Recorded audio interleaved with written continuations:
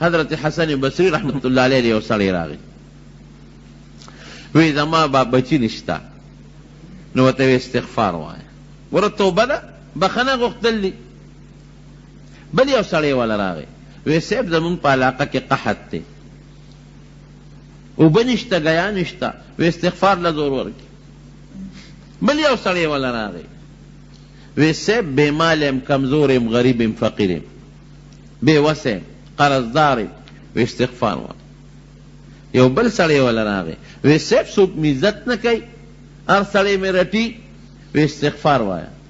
یو شاګرد ورته وی استاد جی بل دم سجده دی کدا یو ټکی یاد کړی خو چې څوک کومه مسله راوړي ته ورته استغفار وایه. حسن بصری رحمت الله علیه ورته وی الله په قرآن کې د دې استغفار د دې بخنې غوښتې او د توبې اوه وعدې کړي دي اوه وعدې. فقلت استغفروا ربکم انه کان غفارا. الله نه بخنه وغواړئ توبه و توبه سے معافی تی وغواړئ او بم بخي انه کان غفارا. ګوره ګناه به دې وبخي. دا یو وعده شو دا یو شو. انه کان غفارا یرسل السماء علیکم مدرارا.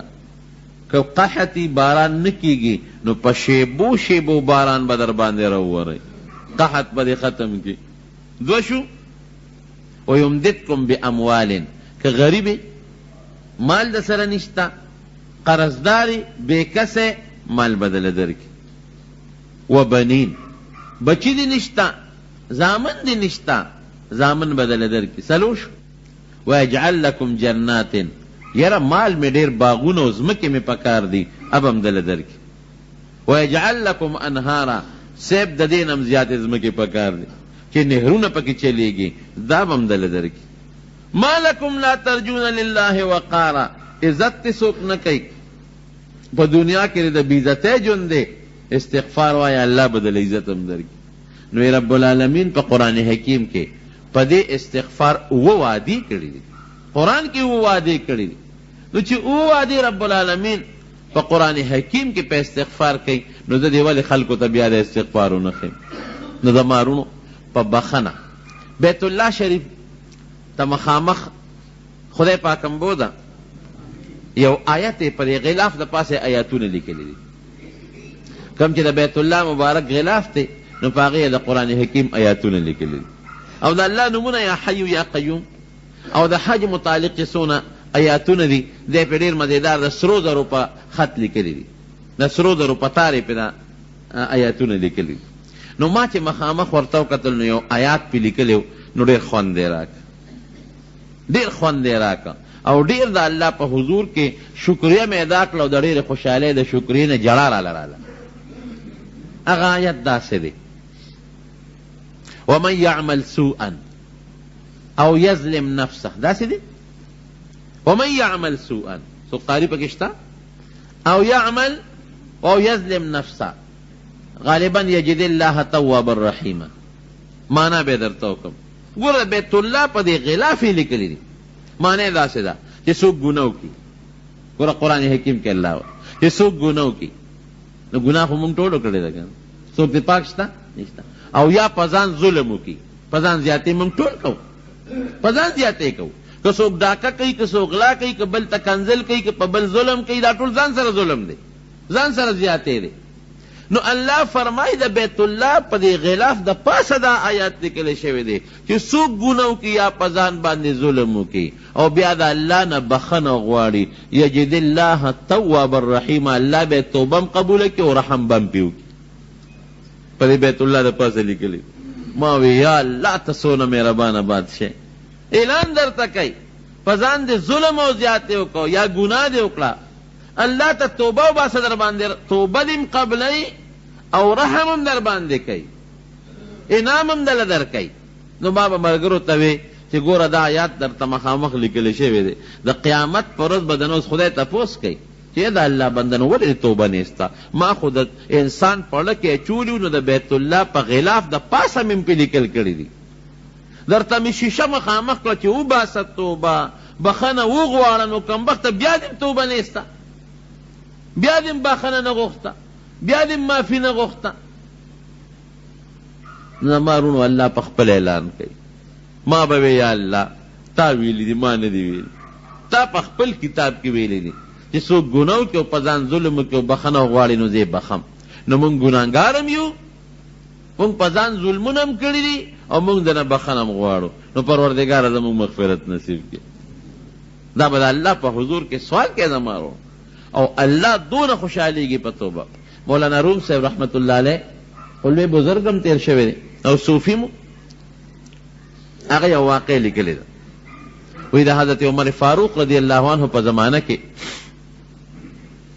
شرابو باندې خو پابندي لګېدلې او مخکې نه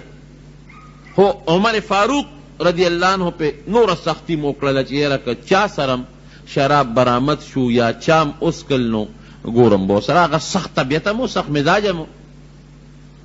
خو یو ځل د مدینې منورې په یو لاره په یو کوڅه کې را روان دی یو سړی د یو یهودي د کوره راووت او لاس کې شراب بوتل نیولی چې څنګه هغه راووت او د شراب بوتل ورسره دی د هغه څه خیال دی چې ما به څوک وویني چې وی کتل حضرت عمر فاروق رضی الله عنه په نظر ورغله بس بادشاہ په خپل امیر المؤمنین ولید بوتل یې در راواغېسته صادر کې ونغښته او ترخ کې ومنډه او په دې زړه کې وی چې الله اوس راته معافي وکړې نو زما د توبې که بیا مې شرابو له ګوتې مې یوړی ځکه به یو انسان ګواه راشي نو دا خو په ما باندې امیر المؤمنین په خپله ګواه دی دې په خپله ولیدم بل چا خو نیم نه دی هغه په خپله ولیدم هغه دی را روان دی او عمر فاروق رضی الله عنه چې دی ولید چې شراب بوتل ورته پسې راتېر شو ودرېږه لکه څه کوې دې ورسره پېږي دغسې لاسونه یې لچي څه دي در سره څه نشته اعتراف کې دې سړي صادر دی جی صادر کې سړي جی بوتل دی پکې بوتل کې سړي پی دی پکې جی اوس ګوره دروغ وایي چې ځان به په دې بچ کړم او جاړي اوس غریب پی دی پکې نو پی خلک لاس کې نیسي که پی خلک په صادر کې بندوي وی جی ګرم دی که نه ګرم دی نو ماتې صادر ته وکړی یو خایا نو هغې غریب هغه صادر اوس لاس یې اړه چې صادر کولاوی چې خو شراب بوتل دی دروغ مې لا بیل وی چې پی دی پکې چې صادر یې سینګ کولاو که او بوتل ته یې ګوته کړې ډس شو چې بوتل ته لاندې پرېوت چې پرېوت بوتل صاحبه پی ته وبېدل پی ته وبېدل او داسې پی ته وبتل چې هسې لوخړې ووالی داسې ګرم چې خوټ کېدلې پی لوخړې کوي سړی هم حیران شو چې دا خو ما شراب واغېستل یخ پخ شراب او دا خو واقعي په دې بوتل کې اوس پی دی او لوخړې کوي او عمر فاروق رضی الله عنه هم حیران دی چې ما خو د په لاس کې شراب ولیدل یخ پخ دا څه شی دی کله کې د مټونه وایي وایه وروره ما خو ستا لاس کې دا پی نه ولیدې هغه شراب و یخ پخ و لاس کې دې نیولي او دا خو واقعي پی دی او ګرم دی دا ولې سړی ورته وایي صاحب معافي به چې رښتیا لویم وی بلکل معافي خو رښتیا لوایم وی دا ما دقه یهودي کره شراب واغېستل یخ پخ شراب خو چې کله ته مې ولیدې که نه نو د الله په حضور کې مې توبه وویسته چې الله زما دې توبه امیر المؤمنین عمر فاروق رضی الله عنه په خپله ولیدم زما دې توبه بیا به شرابو له ګوتې یو نسم شراب سکل خو ډېره لویه خبره ده او دروغ مې درته وي چې پی دی او ګرم دی ځکه مې صادر دې تو کړی نو دا زما د هغه توبې برکت و چې رب العالمین زما حیا وساتله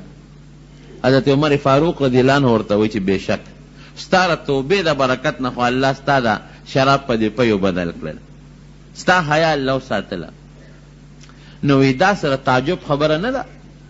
ځکه پیم یو سیال بیدون کې شی دی او شراب هم اوبه دي سیال بیدون کې شی دی نو که یو په بل بدل شي الله کولی شي خو ډېر تعجب په دې دی چې دا پی ستا په دې ترخ کې بیا ګرم چاک لري چې دا لوخړې ته خېږي دا د توبې برکت او الله په انسان حیا راولي توبه انسان د زړه د اخلاص نه الله ته وباسي زما وروڼو په دنیا کې هم در باندې الله حیا راولي او په آخرت کې هم الله حیا راولي اوږد حدیث د نبی علیه السلام مبارک په بخاري شریف کې دی چې د قیامت په لویه ورځ باندې یو انسان به الله ځان ته رانږدې کړي او حدیث پاک کی راضی